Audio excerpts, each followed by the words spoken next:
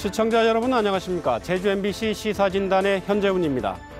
오늘 시사진단에서는 최근 뜨거운 이슈로 주목받고 있는 영리병원 허가와 관련해 여러 가지 의혹과 쟁점에 대해 알아보겠습니다. 그리고 공직선거법 위반 혐의를 받고 있는 원희룡 지사의 재판과 관련해서도 얘기해보겠습니다. 오늘도 네 분의 패널과 함께하겠습니다. 안녕하십니까? 네, 안녕하십니까?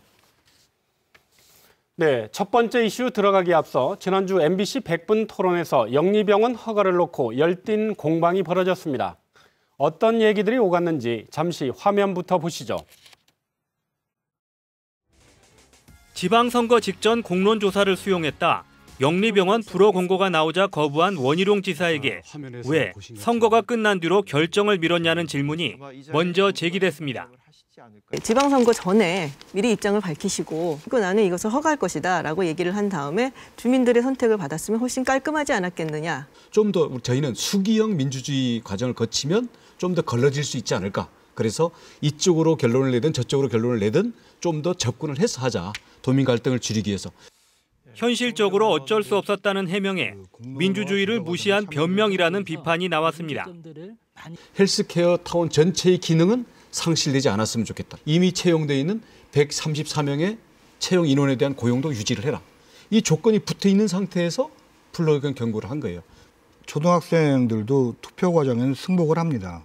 권고사항이 어려워서 못 받아들이겠다고 하시는 것은 가장 기본적인 그 상식을 어기는 것이라고 생각하고요.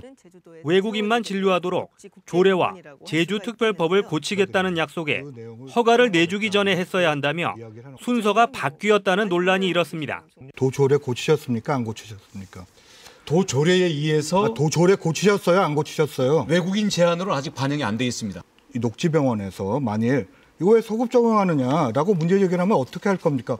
현재 조례와 현재 특별법으로도 아무런 문제가 없다라는 게 외국인 제한하는 게 내국인 환자들의 출입을 막을 수 있을지와 카지노 같은 경우에는 내국인이 들어가는 부분들에 대해서는 여권 대조 그리고 안면 인식까지 지금 국과수 국립과학수사연구소에 안면인식 기술까지 도입해서 차단하고 있습니다. 알겠습니다. 네, 오상원 국장님께서는 어떻게 생각하십니까? 녹지그룹에서 받을까가 의문이고요. 인권 침해 사실 아닙니까?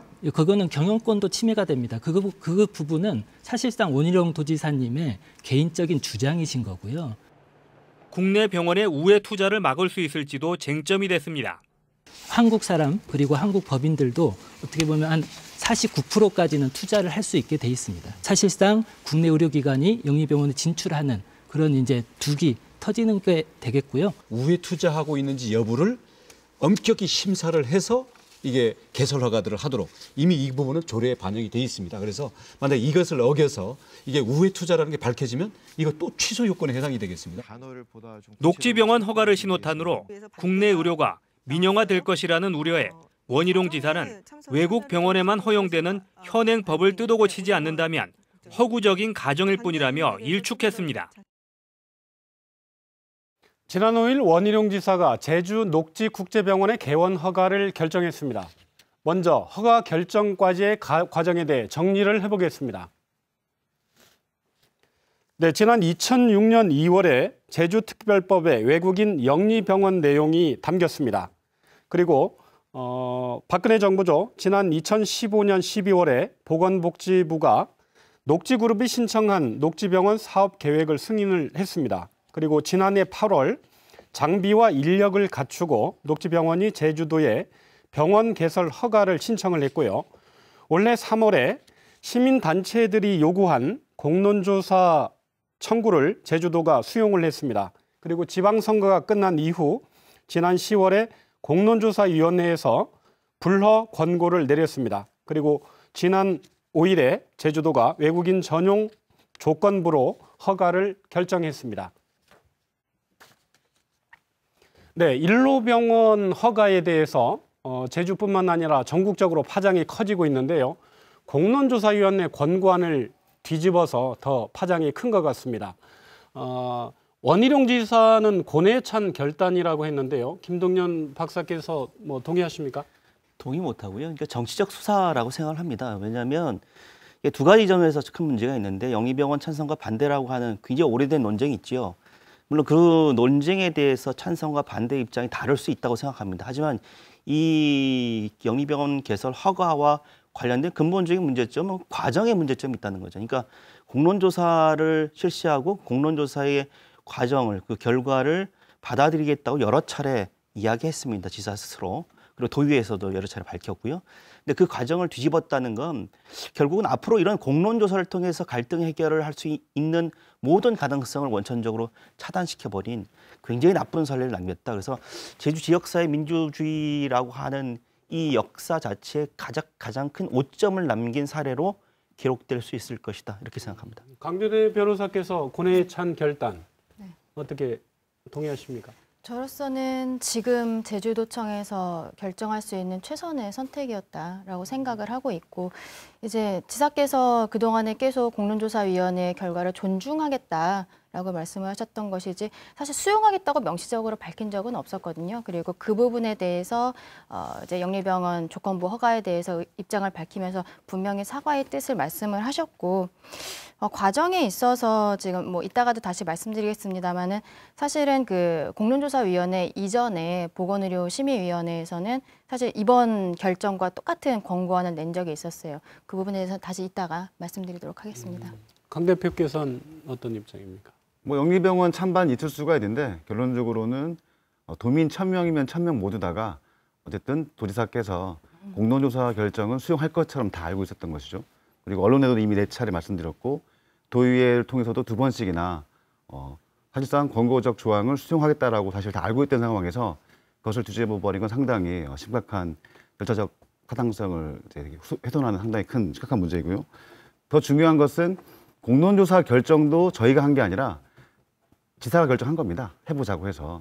그래서 그냥 옆에 무슨 참고 자료로 한 게 아니라 정책 결정 과정의 핵심적인 요체로 산 것인데 그 결정을 뒤집어버리다 보니까 영리병원을 반대하시는 분들이나 더 나아가서는 절차를 되게 중요하신 도민들께서는 이렇게는 안 된다고 해서 강력하게 반발하고 있는 것 같습니다.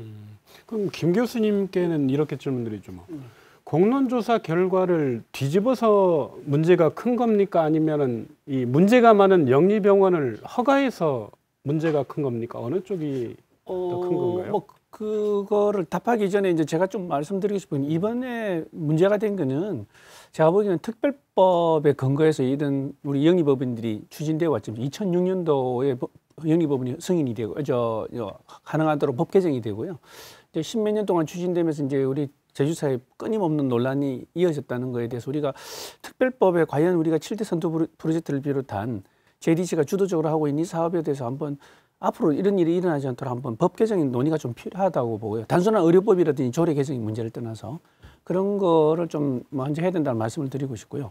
지금 논란이 되고 있는 부분은 영리법은 허가한 것도 문제가 있지만 저는 그 합리적인 절차 과정에 저는 더 심각한 문제가 있지 않은가에 대한 좀 도민들의 반발이 있는 것 같습니다.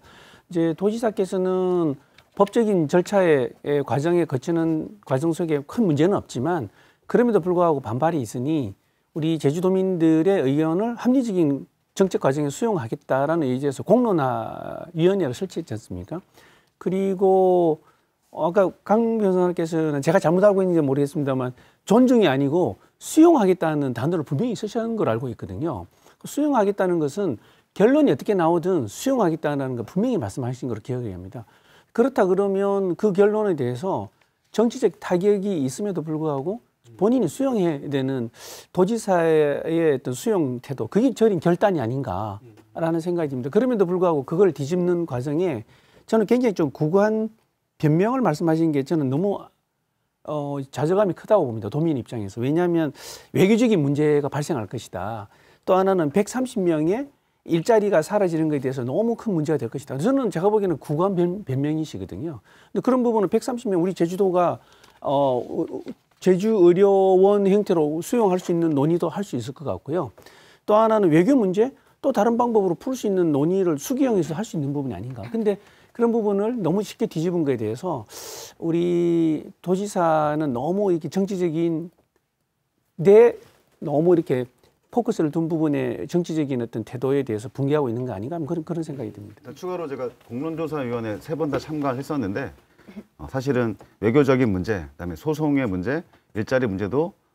충분하게 그 의제로 다뤄졌거든요. 그런 것들을 감안해서 배심원님들이 이제 결정해 주신 거고 결론적으로 이것은 뭐 저희 집 앞마당에 참고 지는 문제가 아니라는 거죠. 그래서 15년 동안 쌓여왔던 제주사의 현안이자 국가적 현안에 대해서 결정하는 건데 제가 보기엔 정말 잘못된 결정이다. 잘못된 결심하신 게 아닌가라고 다시 한번 말씀드리고 싶습니다. 두 가지잖아요. 그러니까 우리가 반발하는 이유는 이렇습니다. 모든 행정적 절차라고 하는 결정이라고 하는 건 두 가지 거죠. 공공성과 절차적 타당성이 있느냐인데 이번에 영리병원 개설 허가는 이 두 가지 전부 문제가 있는 거죠. 일단 영리병원이라고 하는 것의 허가 자체가 공공성에 대한 그 공공의료에 대한 훼손에 대한 우려도 있고요. 두 번째는 아까 말씀 절차적 타당성에 대한 문제도 있는데 그 원희룡 지사가 여러 가지 조건을 들었지 않습니까? 뭐 외교적인 문제, 뭐 고용에 대한 문제 이런 분들 때문에 불가피하게 선택할 수밖에 없었다라고 하지만 그 이전에 도의회에서 여러 차례 영리병원에 대해서는 권고안을 수용하겠다는 입장을 밝혔거든요. 그때와 그 영리병원을 개설 허가할 때와 상황이 변한 게 없습니다. 그러니까 권고안을 수용하겠다라고 밝혔을 때와 영리병원을 개설을 허가할 때의 발표와 상황이 변화하지 않았음에도 불구하고 변한 것이 있다고 한다면 오로지 원 지사 입장만 변한 거죠. 저는 그런 점에서 이것은 정치적인 어떤 수사일 뿐더러 정치적인 꼼수다. 그래서 이런 부분들에 대해서 저희 도민들이 분노하고 비판하는 것이지 이런 부분들을 명확히 봐야 된다고 생각합니다. 그러면 김 박사께 짧게 여쭙죠. 지난 일이긴 하지만 만에 하나 공론조사 과정이 없었다면 고뇌찬 뭐 결단일 수도 있다고 생각을 하십니까? 그러니까 공론조사를 받아들이는데 과정이 원희룡 지사는 이거잖아요. 정치적 부담을 지기 싫어서 공론조사를 통해서 수기형 민주주의를 통해서 결론이 나면 그것이 결론에 따라서 받아들인다고 한다면 자신에 대한 정치적 부담도 덜어줄 수 있을 것이다라고 하는 판단 때문에 받은 거잖아요. 이런 정치적인 판단도 분명히 존재했기 때문에 저는 이 공론조사를 받아들인 것 자체부터 시작해서 그리고 개설 허가까지가 원희룡 지사의 어떤 정치적인 어떤 고뇌찬 결단이라든지 어떤 입장이 아니라 대단히 정치적인 상황의 변화에 따라서 입장을 바꾼 것이다. 이렇게밖에 볼 수 없습니다. 강 변호사께 이 말씀 그럼 여쭤보죠. 지방선거 앞두고 6월에 지방선거 있었으니까 3월에 공론조사 수용했지 않습니까? 네. 지방선거에서 불가피하게 제주는 영리병원 여러 가지 이유 때문에 영리병원을 좀 일정 부분 제한적으로라도 수용할 수밖에 없는 상황이다. 네. 입장 표명을 하고 도민들의 선택을 그런 받는 방법도 있었을 것 같아요. 그것은 뭐 지난 100분 토론에서도 이야기가 나왔던 부분이기는 한데 저는 별로 그렇게 생각하지는 않습니다. 어쨌든 제주에서는 결과적으로 이렇게 공론조사위원회와 좀 약간은 결이 다른 결론에 이르게 되었지만 도민들의 의견을 청취하는 것 자체가 굉장히 의미가 있었다고 생각하고 또 그것이 민주주의의 과정이라고 생각을 하거든요, 저는. 이게 또 그리고 그 결과를 반드시 수용해야 한다는 규정이 있는 것은 아닙니다. 이 과정, 듣고 있는 과정 자체가 중요하기 때문에 그것이 마침 또 이게 시기적으로 봤을 때 아까 제가 말씀드린 보건의료심의위원회는 작년 말에 있었고 그리고 공론조사위원회는 올해 초부터 했는데 이제 시기적으로 중간에 지방선거가 끼어 있었던 것이고 그리고 지방선거가 끝나고서는 또 그렇게 오래되지 않은 시간에 있어서 발표를 했기 때문에 이것을 뭐 선거 때문에 꼭 미뤘다라고 이렇게 이야기하는 것은 약간 저는 무리가 있지 않나 이렇게 생각을 합니다. 그 혹시 그러면은 그런 그 구속력을 강제하다 보면 대부분의 어떤 지역 현안이나 전국적인 현안들을 공론조사하기가 상당히 정책 결정자들은 좀 기피하는 오히려 그런 부작용이 있을 수도 있지 않습니까? 그렇지 않습니까? 아무래도 공론화라는 것은 지금 여러 가지 그 정책적인 법적인 절차 과정 속에 조금 더 민주적인 의견들을 합리적으로 제도권에서 수용해서 그 정책의 합리성인 방향을 잡겠다는 목적이지 않습니까? 근데 지금 원 지사께서는 그 공론화를 내세우신 거는 저는 나쁘다는 게 아니고요. 그것을 이제 굉장히 이제 뭐랄까요. 순수하게 그것들을 정책에 응용하기보다는 적용하기보다는 정치적인 포커스에 너무 응용하신 부분이 크지 않은가라는 생각이 많이 들어서 좀 무용론이라는 이야기가 나오고 우리 지금 문재인 정권에서 했던 여러 가지 공론화의 어떤 그 결과 수용 태도하고 너무 좀 반대되는 부분이 있어서 많은 반대하시는 분들이 그 부분에 대해서는 합리적인 민주적인 절차가 아니었다라는 생각이 들고요. 말씀을 하시는 것 같고요. 제가 이게 좀 조심스럽긴 합니다만 이게 왜 결단이라고 참 평가하기가 어려운 부분이 뭐냐면 일부 주변에서는 이런 이야기를 하시더라고요. 지금 외교적인 문제와 일자리 문제 때문에 결단을 했다라고 말씀하시지만 이 부분은 결국은 나중에 선거 전에도 얼마든지 결단 내릴 수 있는 상황이고 또 그것들을 결단을 내렸으면 오히려 훨씬 더 깔끔하게 정리가 잘 됐을 텐데 이것을 선거 이후로 미루는 거는 표를 어느 정도 일부에 의식을 할 수밖에 없는 정치적인 문제. 또 하나는 지금 문재인 정권에서는 이 영리법원을 반대한다는 건 확고한 정부의 정책이지 않습니까? 또 거기에 대한 반대의 의견들을 정책을 수용함으로 해서 추진함으로 해서 이제 소위 말하는 범보수의 결집을 노리는 그런 부분도 있지 않을까. 어떻게 보면 지금 일설에서는 자유한국당의 우리 원지사의 입당 이야기도 나오는 거 보면 그거하고 자꾸 이렇게 연관되는 이야기가 나오는 거 보면 원지사의 이제 정치적인 문제하고 공론화를 너무 잘 이용하신 거 아닌가 하는 부분에서 상당히 비판적 이야기를 많이 하시는 것 같습니다. 네. 일단 영리병원 외국인으로 제한하겠다는 조건부 허가 결정이 냈는데요. 이게 실효성이 있는지 부분에 대해서도 또 의견들이 많이 갈리는 것 같습니다. 그러니까 의료법 15조 1항이잖아요. 그러니까 진료 거부를 못 하게 돼 있죠. 그러니까 근데 이제 외국인들만 진료를 할 수 있도록 조건부로 허가했지만 만약에 내국인이 가서 진료를 요청했을 경우에 진료를 거부할 명분이 없다라고 하는 것들이 이제 법적인 문제가 있는 거고요. 물론 이제 그럼에도 불구하고 외국인의 허가 자체가 외국인 진료만 허가했기 때문에 그렇게 돼야 된다라고 주장하신 분이 있는데 이 부분은 법적인 논란이 있습니다. 공방이 있는 부분이거든요. 그러니까 그 얘기는 뭐냐면 그러니까 당장 외국인에 대한 조건부 개설 허가에 대해서 녹지국제병원은 반발하고 있잖아요. 그러니까 녹지국제병원 입장에서는 외국인들만 진료하는 것이 아니라 내국인 진료를 해야 당장 병원 수익이 올라갑니다. 그러니까 이렇게 법적인 공방이 있다는 것은 앞으로 이 문제와 관련된 행정적이든 법적인 공방이 계속해서 이루어질 가능성이 있다라는 거죠. 그러니까 이런 문제에 대한 면밀한 검토가 없이 이번 결정이 내려졌다는 것 자체가 얼마나 졸속이고 부실한지 이걸 보여준다 이렇게 볼 수 있겠습니다. 그거는 저는 전혀 아니라고 생각을 해요. 왜냐하면은 녹지병원에서 본인들이 낸 사업 계획서 안에 처음부터 제주도를 방문하는 외국인 의료 관광객을 대상으로 성형 미용, 건강 검진 이 서비스를 제공하는 외국 의료기관이라고 본인들이 스스로 이렇게 규정을 해서 가지고 왔거든요. 그랬는데 지금 오히려 저는 녹지가 더 이해가 안 돼요. 본인들이 사업 계획서를 그렇게 냈고 제주도에서 허가를 할 때 이 내용을 이제 조건에다 달았고 조건을 달 수 있다는 내용은 우리 조례에 있습니다. 그렇게 해서 발표를 했는데 그 다음 날 오히려 녹지 측에서 자기네들이 내국인도 진료를 하겠다 이렇게 해버리니까 사실 제가 개인적으로 느끼기에는 도에서는 오히려 녹지 측에서 그렇게 말을 해줘서 마음은 편안하지 않을까라는 생각이 들 정도로 좀 의아한 부분은 있습니다. 일단 상식으로 보면 어쨌든 환자가 아파서 병원을 갔을 때 그것을 진료를 거부할 의사는 없다는 거죠. 그런 관점에서 외국인, 내국인을 구분하는 건 상당히 불필요한 논쟁인 것 같고 또 하나 지사께서 말씀하셨던 안면 인식 기술 장애 같은 경우에도 사실은 대단히 인권 침해적인 세계적인 인권 침해 소지가 있는 겁니다. 그래서 이런 식으로 회피해서는 곤란하고 변호사님 말씀하신 외국인 관광객 조항도 사실은 요약본일 뿐인 거죠. 8페이지 요약본을 가지고 심사하다 보니까 정확하게 내용을 모르는 거고 결론적으로는 사업계획서의 원본을 아무도 본 적이 없는 원본을 통해서 녹지 측의 입장을 확인할 필요가 있다는 거고 또 만약 제가 찬성층이라면 답답한 겁니다.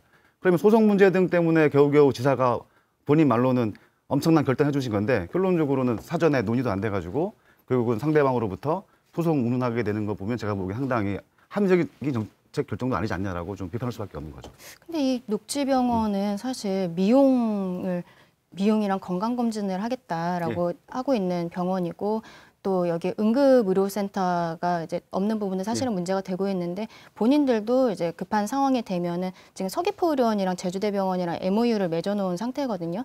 그쪽으로 본인들도 보내겠다라고 이야기를 하고 있는데 아픈 한국인 환자가 굳이 녹지병원을 찾아갈 것인지 그리고 지금 아까 말씀하신 것처럼 이 녹지병원에 한국인 성형하겠다, 100만 원, 200만 원 성형하겠다라고 한 사람을 녹지병원이 개설 허가 취소가 될 수 있다는 이 리스크를 안고서 그 사람에 대해서 지금 뭐 굳이 성형을 해줄 만한 그런 게 되는지. 지금 카지노랑 사실은 비슷한 상황이거든요. 카지노도 한국인에 대해서 지금 뭐 이런저런 뭐 안면인식 뭐 이런 거 얘기하시기는 하지만 이런저런 제도적인 보완을 해가지고 한국인들이 안 가고 있어요. 근데 지금 녹지병원에 대해서만 그렇게 이야기를 하시는 거는 뭐 제주도의 관리감독 권한에 대해서 좀 뭐 의구심을 가지고 있으신 것 같은데 저는 충분히 커버가 가능하다. 혹시 녹지 쪽 입장 그 사실은 그런 뭐 외국인 조건부로 허가를 내주긴 했지만 녹지 쪽 입장에서는 뭐 흔쾌히 그렇게 기쁠 정도는 아니지만 어느 정도 받아들일 정도라고 예상들을 도민들도 다 했을 거예요. 근데 그걸로는 안 된다. 극히 유감이라는 그런 단어까지 써가면서 내국인 진료까지 터줘라 이렇게 하고 있거든요. 그 녹지 입장을 이해를 좀 자본의 입장에서는 그게 당연하죠. 왜냐하면 더 많은 수익을 얻을 수 있는 방법이 뭐냐면 멀리서 바다 건너에서 중국인들을 데리고 오는 것보다 가까운 데 있는데요. 그러니까 자본의 입장에서는 수익을 극대화하기 위해서는 당연히 그런 수순입니다. 특히 여기 뭐가 있냐면 국내법 체계가 미비된 부분들이 있다는 거죠. 의료법과 지금 현행 특별법상에 외국인들의 진료라고 한 부분들이 명문화되지 않았어요. 그러니까 다툼의 소지가 있기 때문에 이 사업자 입장에서는 충분히 법적인 소송을 통해서 이 문제를 이슈화시키고 그걸 통해서 자신들의 수익을 극대화할 수 있는 방안을 찾을 수밖에 없는 거죠. 이건 당연한 수순 아닙니까? 근데 왜 이런 것까지 생각을 미처 못했다라고 한다면 굉장히 좀 정책 결정이 굉장히 허술하다 이렇게 볼 수 있는 거죠. 그게 좀 잘 보셔야 되는 게 저 뭐 영리법인이나 법책에 잘은 모르겠습니다만 지금 JDC가 추진한 동홍동의 헬스케어 타운이 그 헬스케어 타운 안에 있는 대규모 주거단지가 그 소위 말하는 미용이라든지 성형 때문에 오시는 중국 관광객들을 위한 숙박 시설이 아니거든요. 소위 말하는 2010년 이후에 지어진 우리 부동산 투자 이민제의 대상의 그 소위 말하는 매매를 하기 위해서 만들어진 것뿐이고 실질적으로는 이제 고객들이 필요한 거죠. 영리법원이 지어지면 그 고객을 필요로 하는데 중국에서 무한정 데려오기는 한계가 있고 이제 소위 말하는 영리법원이니까 장사를 해야 되잖아요. 장사가 안 되는 거죠. 그러니까 내국인을 받아들일 수밖에 없는 그런 저는 구조이고 또 그럴 수밖에 없다고 봅니다. 자본의 특성상. 그렇다 그러면 아까 강 변호사님 말씀하신 거에 제가 조금 반대되는 의견을 말씀드리면 예를 들면 이런 겁니다. 이제 골드타임 5분 안에 빨리 치료를 심장 치료를 뭐 심장 이게 정지 뭐든지 받아야 돼요.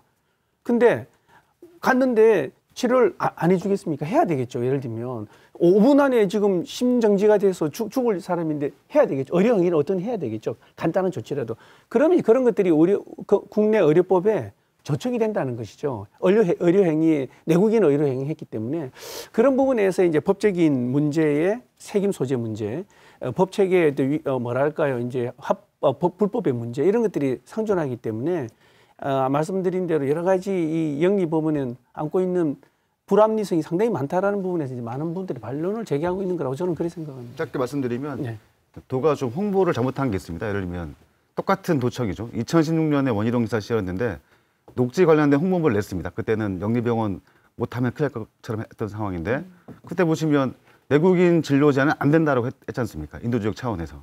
그러다가 또 지사 결정한 이후에 또 최근에 다시 또 홍보를 만들어서 뿌리고 있는데 거기에 보면 당연히 또 이번에는 반대로 내국인 진료 제한 해야 된다 이렇게 하고 있거든요. 그래서 앞뒤가 안 맞는 것 같고 두 번째는 조례상으로는 충분하게 진료 과목의 변경은 가능하도록 되어 있기 때문에 저는 꼭 응급환자만 가는 건 아니지 않습니까? 그런 부분까지 감안하면 저는 내국인을 진료 제한하는 문제는 또 다른 논란이 될 수밖에 없는 거고 결론적으로는 찬성 측 입장에서도 아니 이렇게 하면 녹지가 만세를 불러줘야 되는데 이렇게 반발하는 이유는 저희는 잘 모르겠다는 거죠. 기본적으로 어떻게 된 사정인지 그런 부분들은 명쾌하고 좀 밝힐 필요가 있는 것 같습니다. 강 변호사께 그럼 조례를 통해서든 아니면 제주특별법을 개정해서든 그 외국인만 진료 대상으로 하는 부분 제한하면 되는 거 아닌가요? 향후에? 그러니까 지금 그 부분이 법이나 조례에 되어 있지 않고 이제 우리가 조례에 조건을 붙일 수 있다는 부분에 있어서 외국인 진료만을 이제 하는 것으로 그 조건을 넣는다고 얘기를 하기 때문에 이제 그게 가능하냐 이 부분에서는 결과적으로는 뭐 소송을 하게 된다면은 뭐 재판부에서 판단을 한번 받게 되겠지만 기본적으로는 이게 명확하게 하려면 사실은 저는 조례가 아니라 제주특별법 자체의 영리병원 관련에다가 이제 외국인 대상으로 해서 외국인 의료 관광객을 대상으로 해서 해야 한다고 아예 명시적으로 넣는 것이 결과적으로는 좋지 않을까라는 생각은 갖고 있습니다. 명시적으로 넣을 수 있는데 문제는 뭐냐면 그 법률 개정의 행위를 개설 허가 전에 했어야 했던 거죠. 다 끝나서 이제 와서 하는 거 내가 보기엔 앞뒤가 맞지 그렇게 않고. 되면 소급이니까 녹지 입장에서는 굉장히 크게 반발할 수밖에 없는 거잖아요. 그러니까 지금 도에서 하는 얘기는 세 분이 갑자기 같이 얘기를 하시니까 제가 되게 당황스러운데 그러니까 지금 조례에 있는 조건에 대해서 그 부분에 대해서 이미 충분히 검토를 거쳤다 그렇게 이야기를 하고 있고 또 기존에 녹지에서 이미 본인들의 사업계획에서도 이런 부분이 있었고 뭐 보건복지부에서 유권 해석도 받았다 저는 그렇게 이야기를 하고 있는 것입니다. 네.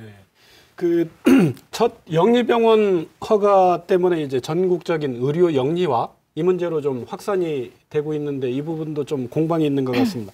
지금 궁금한 거 김 박사께 여쭤볼까요? 문재인 후보가 대선 공약을 영리병원 뭐 설립 반대 내지는 네네. 금지 했어요. 네. 그러면은 지금 문재인 정부도 같은 정책 기조 아닙니까? 그러면 박근혜 정부 당시에 제주도에서 신청을 해서 녹지그룹이 신청했던 녹지병원 사업 승인 계획서를 취소를 하는 그런 노력들을 전혀 안 했어요. 그런데 지금 제주에서 보면 민주당 제주도당 네. 뭐 민주당 도의원들이 도지사를 성토하고 있어요. 네. 그 민주당이나 아니면 문재인 정부, 문재인 대통령의 책임론 어떻습니까? 저는 책임력이 있다고 봅니다. 왜냐하면 대선 후보 당시와 지금의 보건의료 정책의 변화가 보입니다. 그건 뭐냐면 엊그제 이제 경제 활력이라고 하는 뭐 이슈를 새로 채택했는데 올해 8월이죠. 김동연 경제부총리가 관계장관 회의를 만나서 무슨 얘기를 하냐면 이해관계 때문에 규제가 되는 그런 법률이 있다. 그래서 규제 때문에 결국엔 우리 산업의 선진화가 안 된다. 이런 식의 발언들을 했고 바로 일주일 뒤에 경총에서 건의서를 냅니다. 규제 하나가 필요하다. 그중에 첫 번째가 영리병원과 원격의료거든요. 그러니까 결국 뭐냐면 그 이후에 지금 과정을 보면 원격의료는 이제 거의 돼가고 있는 것 같아요. 당론으로 결정했다고 그러니까. 이제 영리병원인데 저는 이게 결국은 문재인 정부의 보건의료 정책의 보수화를 보여준 하나의 상징적인 사건이 아닐까 싶습니다. 아까 말씀하셨지만 만약에 보건의료 정책의 공공성을 강화하는 정책으로 간다고 한다면 보건복지부가 이렇게 팔짱을 끼거나 뒷짐져서는 안 되는 상황이거든요. 근데 저는 여기에는 분명히요. 원희룡 지사의 책임도 있지만 사실상 원희룡 지사를 묵인하거나 방임하게 했던 이 문재인 정부의 보건복지부의 보건의료 정책의 후퇴도 책임이 있다. 이런 부분에 대해서 분명히 좀 책임을 물어야 된다. 이렇게 봅니다.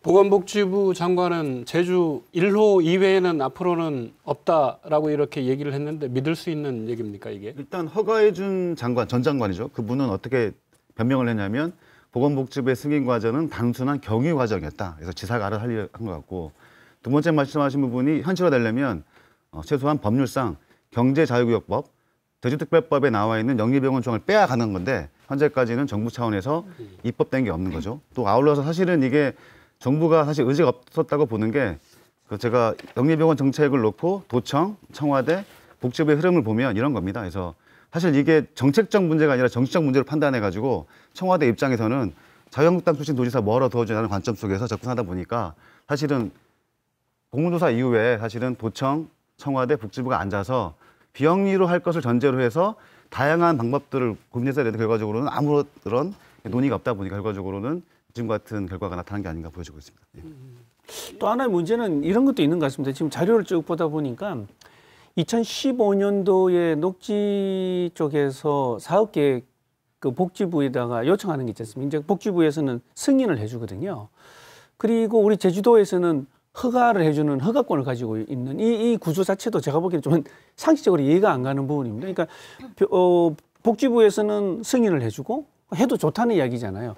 근데 이제 거기에 대한 최종적인 계획에 대한 또 허가는 도지사를 가지고 있는 이 체계, 그러니까 뭐랄까요? 이 법 체계라 그럴까요? 뭐 이런 것들도 제가 보기에는 상당히 또 하나의 그 원지사의 어떤 이런 결과를 낳게 하는 또 하나의 문제점이 아니었을까라는 생각도 듭니다. 약간 반론인데 그 법 개정할 때 저희가 좀 열심히 싸웠는데 당시 도지사를 저희가 믿지 못했기 때문에 일방적으로 승인해 줄까 봐 그래도 국가기관인 보건복지부 장관의 승인이라는 경유 과정 거치도록 이렇게 나름 노력해서 만들었던 조항인 것 같습니다. 근데 지금은 이상하게 작동이 돼서 그게 이제 정치적인 문제의 어떤 그 수단으로 사용되고 있는 부분도 있지 않은가라는 좀 생각이 듭니다. 변호사께 제주 신호탄으로 해서 영리병원이 뭐 경제자유구역 비롯해서 지금 어차피 법상은 허용이 돼 있거든요. 예. 그런 거 해서 전국적으로 좀 확산되는 그런 가능성 어떻게 보시나요? 지금 보건복지부 장관이 바로 다음 날에 그 제주도에서 영리병원 조건부 허가한 바로 다음 날에 더 이상 없다라고 이야기를 했기 때문에 뭐 전 당분간은 없지 않을까라고 생각은 하고 있습니다. 그러니까 지금 우연히 이제 제주도에서 첫 번째 영리병원이 나왔기 때문에 우리가 여기에서 이야기를 하고 있습니다만 이것은 제주만의 이슈가 아니라 전국적인 이슈이고 여기에 대해서는 사실은 뭐 우리 아까 계속 얘기하셨지만 정부에서 책임 있는 자세를 보여야 된다고 생각을 하거든요. 우리가 지금 이 시사진단에서 영리병원을 한 7월, 8월 이 정도에도 한번 다뤘던 적이 있었는데 그 당시에도 제가 제주도에다가 이렇게 우리 도민들을 분열시킬 것이 아니라 보건복지부에서 기존에 승인했던 거 철회해라. 그때 저의 입장은 분명히 그거였습니다. 지금 그 국가에서 어쨌든 책임성 있게 한쪽 방향으로 나아가야 하는데 지금 그게 제대로 되고 있지 않다. 저는 그렇게 생각을 합니다. 한마디만 더 붙이면 정책이라고 하는 건 말로 해서 되는 게 아니라요. 제도와 예산이 뒷받침돼야 됩니다. 그러니까 보건복지부 장관이 더 이상의 영리병원은 없다라고 했으면 그것을 뒷받침할 제도적 개선과 예산적인 부분이 뒷받침돼야 되는데 그런 노력은 전혀 보이지 않거든요.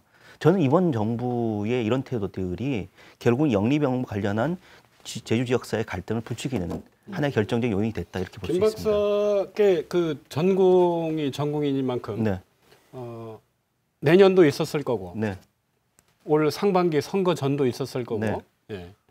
지금 이 시기에 원지사가 이러한 결정을 한 좀 배경 추정할 수 있는 뭐 판단을 좀 글쎄요. 전지적 원희룡 지사 관점에 들어가야 되는데 뭐 제가 원희룡 지사의 속마음을 어떻게 알겠습니다. 근데 추정해 보면 이런 것 같아요. 그러니까 어떻게든 결단을 내리긴 내야 됩니다. 결정을 내려야 되는데 공론조사의 결정이 공고안을 받자니 이 공고안 수용을 한 이후에 정치적 파장이나 이런 부분들에 대한 고려를 했을 것 같고요. 그리고 문재인 정부의 정책 기조라고 하는 부분도 봤을 것 같은데 보니까 보건복지부가 사실상 영리병원 관련해서 별다른 움직임을 보이고 있지 않은 상황에서 영리병원이라고 하는 문제, 특히 영리병원이 결정 관련돼서 그 이전부터 특히 보수 언론과 경제지를 중심으로 원희룡 지사의 결단을 촉구하는 기사들이 굉장히 많이 쏟아져 나왔죠. 그러니까 결국은 보수의 아이콘이 되고 싶어하는 어떤 정치적인 고려 이런 것들도 크게 작용하지 않았을까. 우리 강 변호사 나름대로 분석. 왜 이 시기인가? 저는 아까부터 계속 말씀드렸지만 이게 더 이상 미룰 수 없는 시기가 되었기 때문에 지금 이렇게 결론이 났다 생각하고 그리고 만약에 이게 원희룡이 이번에 재선이 되지 않고 뭐 다른 사람이 도지사가 되었다 해도 결과적으로는 이제 선택을 해야 되는 시기가 이미 오지 않았나 그렇게 생각을 합니다. 네, 어려운 문제일수록 전공법으로 해결하라는 말이 있습니다. 영리병원 사태를 보면서 원지사가 순간의 위기를 모면하기 위해 선택한 공론조사가 결국 부메랑이 된 게 아닌가 생각합니다. 더 꼬여버린 영리병원 문제, 원지사가 풀어야 되는 상황은 달라진 게 하나도 없습니다. 네, 두 번째 이슈 들어갔는데요. 화면부터 보시겠습니다. 공직선거법 위반 혐의를 받고 있는 원희룡 제주지사가 제주지방법원에 출석했습니다. 원희룡 지사는 사전 선거운동 공소 사실이 선관위에서 경고로 끝난 사건을 검찰이 무리하게 기소했다고 반발했습니다. 법원의 재판 과정에서 법리나 사실관계를 잘 밝혀서 법원이 정의로운 판결을 내릴 수 있도록 최선을 다하겠습니다. 원 지사는 6.13 지방선거 공식 선거운동 개시일 이전인 지난 5월 제주 관광대 축제 현장과 서귀포시 한 웨딩홀에서 지방선거 공약을 발표한 혐의로 기소됐습니다. 재판부는 국민참여재판 의사 확인서와 피고인 소환장이 원 지사에게 전달되지 않았다며 다음 달 21일에 재판을 진행하겠다고 밝혔습니다. 변호인단은 공소 사실을 반론하기 위해 원 지사의 발언 현장에 있던 2명을 증인으로 신청하기로 했습니다. 재판부는 선거법 위반 사건의 특성을 감안해 다음 공판에서 증인 신문과 결심 공판 등을 신속하게 진행할 방침입니다. 법정에는 서귀포시 웨딩홀에서 음식을 제공한 혐의로 기소된 전 제주도 국장 오모 씨 등 4명도 함께 출석했는데 재판 과정에서 해당 모임의 성격 등도 함께 드러날 전망입니다. 네, 원희룡 지사가 공직선거법 위반으로 기소됐습니다. 지방선거를 앞두고 지방선거 공식 선거운동 개시일이 5월 31일이거든요. 한 일주일 전에 서귀포 지역 한 군데 그리고 제주시 지역 대학 축제 현장에서 사실상 지방선거 공약을 발표했다. 미리 발표했다 이런 혐의를 받고 있는데요. 강호진 대표 지금 선거법 위반 상황 어떻게 보십니까? 우선은 지사가 말씀하신 정치적 판단에 의한 건 아닌 것 같고요. 법률에 근거해서 위반한 사실은 어쨌든 팩트로 있기 때문에 기소가 된 게 아닌가라고 좀 저는 주장하고 싶습니다. 그리고 또 하나는 또 단순히 넘어갈 사안일 수도 있겠지만 잘 보시면 관광대 건의 경우는 약간 그 내용적으로 불가피한 상황이라고 볼 수 있겠지만 서귀포 웨딩홀 사건 잘 보시면 함께 기소된 사람이 누구인가를 좀 주목해 볼 필요가 있습니다. 결론적으로 지난번 지방선거 토론회 때 원희룡 지사께서 조직을 배신하면 죽는다라고 했던 세력인 우금민 지사 되게 미워하셨거든요. 그걸 또 프레임 짜가지고 잘 내셨는데 잘 보시면 거기 함께 기소된 사람들 중에 상당수는 결국은 원희룡 지사 선거를 도왔던 분들이기 때문에 이 부분들이 만약 검찰이나 법원 재판 과정에서 밝혀지면 새로운 또 이슈가 될 수밖에 없는 게 아니냐라고 보고 있어서 정치적 판단은 아니다라고 주장하고 싶습니다. 강 변호사는 법조인이기 때문에 지금 선거법상 벌금 100만 원 이상이면 당선 무효 아닙니까? 이게 사전선거운동 2건에 대한 사전선거운동 혐의 이게 어느 정도 중한 사안으로 보시는지요? 결론적으로 판단은 재판부가 하는 거고 저는 변호사에 불과하기 때문에 근데 이제 제가 알고 있기로는 지사 측 변호인단에서는 기본적으로는 이것이 선거운동 자체에 해당을 하지 않는다. 왜냐하면은 이게 5월 23일, 24일 이렇게 두 차례에 걸친 두 가지 사건에 대해서 문제가 되고 있는 건데 5월 초부터 해서 이미 공약들이 예비후보 시절에 발표가 다 되어 있었던 부분들이었습니다. 언론에서. 그래서 그 부분에 대해서 그냥 단순히 설명을 한 정도에 불과하다. 지금 그렇게 이야기를 하고 있는 것으로 보이고 그리고 만약에 선거운동으로 이게 판단이 된다 하더라도 예비후보가 할 수 있는 선거운동이 이제 명함을 나눠주면서 지지를 호소하는 행위는 할 수 있습니다.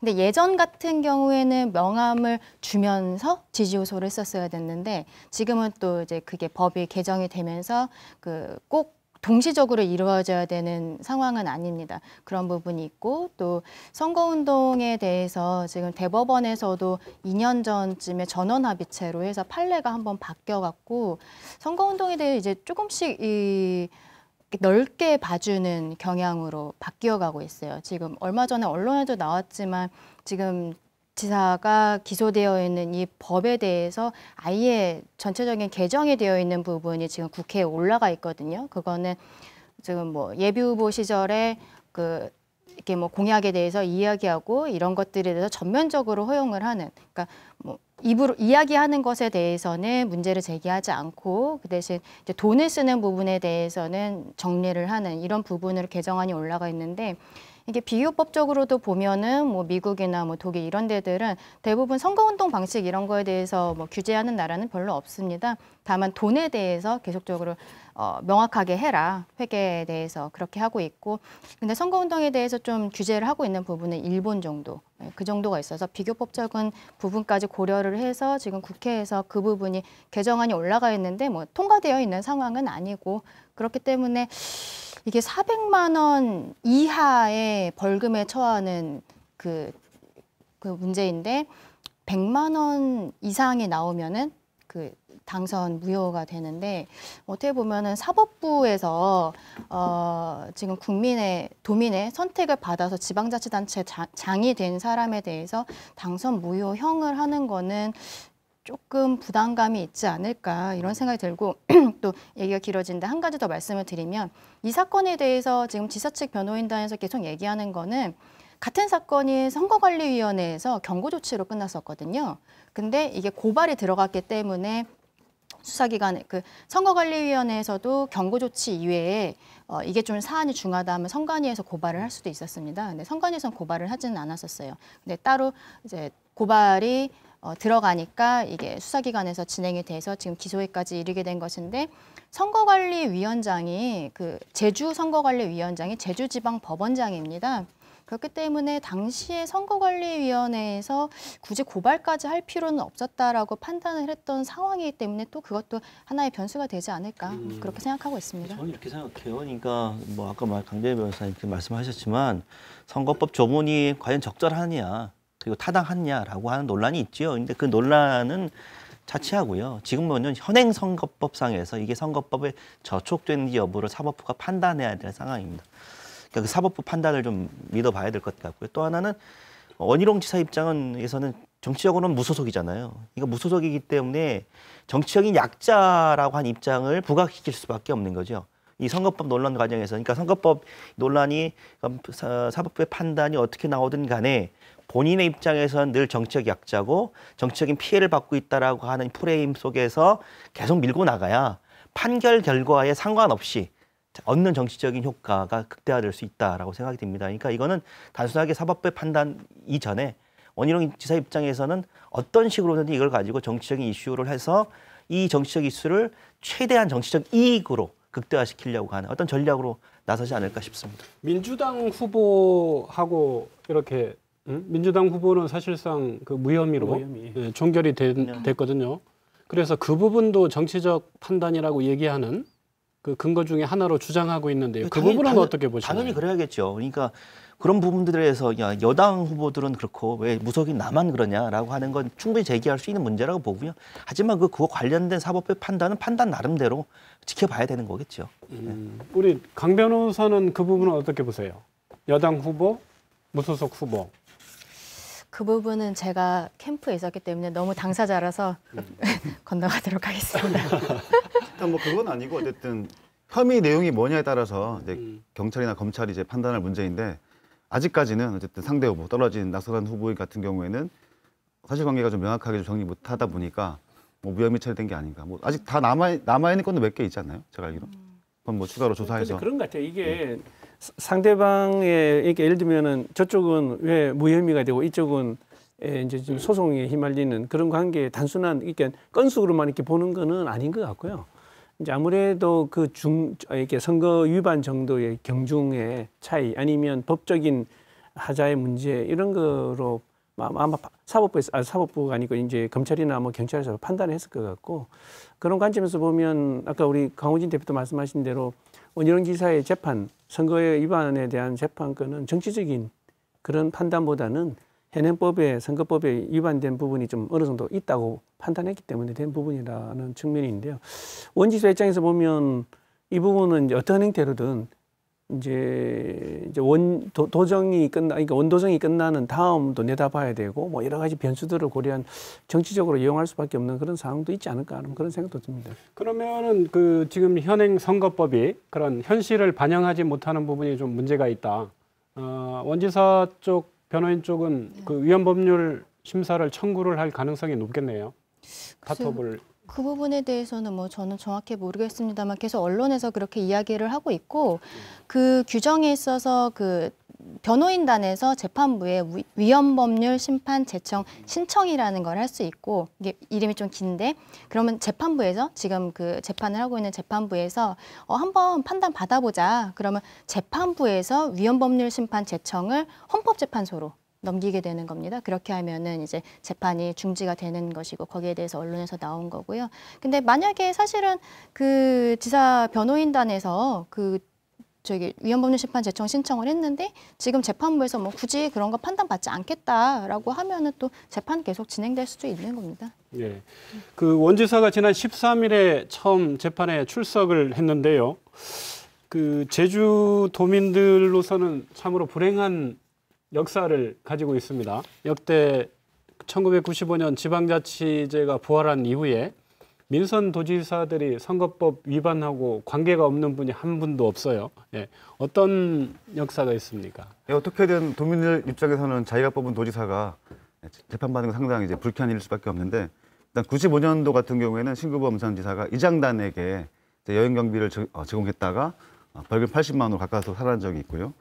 반면에 2002년도 지방선거에서는 우금민 지사가 상대 후보였던 신구범 후보 관련해서 축협 중앙회장 시절에 5천억 정도의 손실을 입혔다. 아마 MBC 토론회였던 것 같은데 라고 이제 허위사실 공표한 죄로 해서 벌금 200만 원을 맞아서 지사직을 잃었습니다. 그리고 김태환 지사 같은 경우에도 2006년도 재선하긴 했는데 그 공무원을 선거에 개입시킨 혐의로 상당히 중대한 범죄였죠. 그래서 1심, 2심 모두가 이제 유죄를 받아서 사실상 지사직을 박탈했었는데 대법원에서 위법 수집 증거 배제 원칙, 독수독과라고 하는데 위법하게 수집한 증거는 증거로 택하지 못한다라는 상당히 이례적이고 의미 있는 일인데 결론적으로 그 의미 있는 일을 김태환 지사에게 적용되면서 다시 부활해서 지사직을 마쳤던 그런 사례가 있습니다. 김 박사께 여쭤보죠. 왜 제주도지사로 당선이 된 분들은 법원에 안 가는 분이 없습니까? 재판받으러?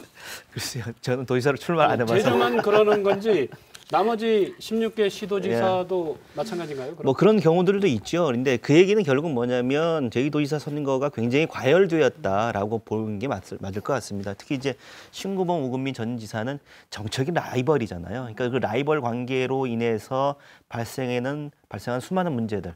그러니까 이게 선거가 과열되고 혼탁될 수밖에 없었던 부분들 보여주지 않았나 싶고 이번 선거도 마찬가지죠. 그러니까 이번 선거도 역대 어느 선거보다 굉장히 과열됐고 또 때로는 굉장히 혼탁했다라고 하는 평가들을 하지 않습니까? 그래서 고발이 남발했고 그런 과정을 통해서 이런 부분들이 결국은 법적인 판단까지 묻게 되는 상황이 오게 되지 않았나라는 생각이 드는데 좀 안타깝죠. 이런 상황을 보는 것 자체가. 김 교수님, 제주의 선거 문화, 뭐 정치 문화. 저는 그게 아직까지는 전통으로 이게 남아 있어요. 네, 맞습니다. 이게 뭐 좋든 싫든.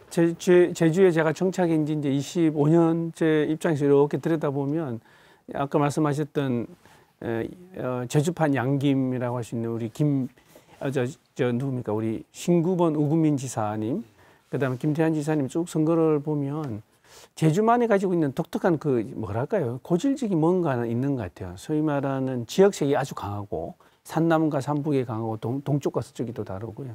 그 다음에 또 유독 우리가 겐당주의라고 그러지 않습니까? 겐당 문화.